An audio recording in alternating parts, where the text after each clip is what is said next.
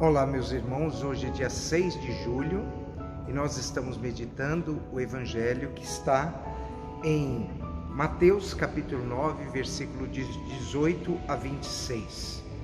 E o Evangelho nos diz: Enquanto Jesus estava falando, um chefe aproximou-se, inclinou-se profundamente diante dele e disse: Minha filha acaba de morrer.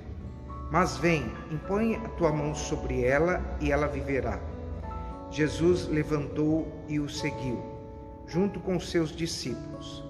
Nisto, uma mulher que sofria de hemorragia há 12 anos, veio por trás dele e tocou a barra do seu manto. Ela pensava consigo: se eu conseguir ao menos tocar no manto dele, ficarei curada. Jesus voltou-se, ao vê-la, disse: Coragem, filha, a tua fé te salvou. E a mulher ficou curada. A partir daquele instante, chegando à casa do chefe, Jesus viu os tocadores de flauta, a multidão alvoroçada, e disse: Retirai-vos, porque a menina não morreu, mas está dormindo. E começaram a caçoar dele. E Jesus entrou, tomou a menina pela mão, e ela se levantou. Essa notícia espalhou-se por toda aquela região. Palavra da salvação.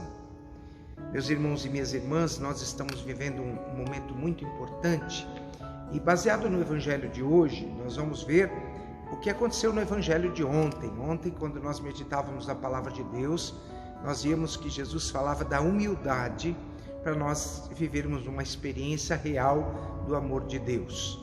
Então Jesus viu que os discípulos fizeram muitos prodígios no coração de pessoas que realmente se colocaram humildemente diante dele, diante da mensagem do próprio Evangelho. Hoje o Evangelho não é diferente. Nós vemos um chefe, uma pessoa com autoridade, que naquele momento reconhece em Jesus o messianismo. Ele olha para Jesus e diz: os mortos ressuscitam. Ele entende que Jesus trazia dentro de si a mensagem de Deus. Então ele chama Jesus para ressuscitar a sua filha. E no mesmo momento também a gente vê o evangelho de uma mulher que sofria de hemorragia. Qual a semelhança, a relação que existe entre esses dois personagens quando eles se dirigem a Jesus? Primeiro, claro que é a fé. Mas lembramos que ele desce da sua autoridade porque ele reconhece em Jesus o poder.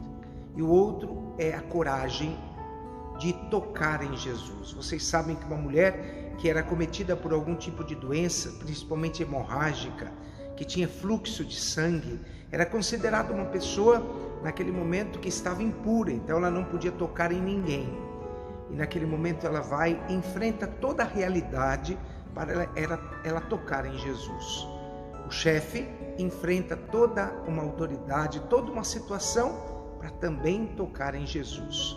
Meus irmãos e minhas irmãs, o toque de Deus depende do toque que nós damos nele, a forma como nós nos dirigimos a ele, nós reconhecermos que ele tem o poder para transformar a nossa vida.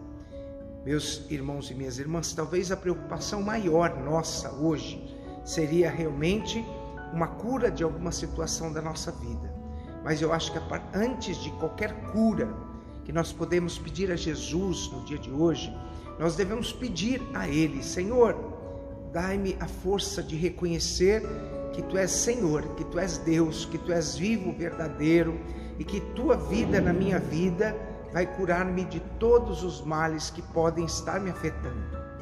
Eu quero que você hoje pense como você tem se aproximado de Jesus.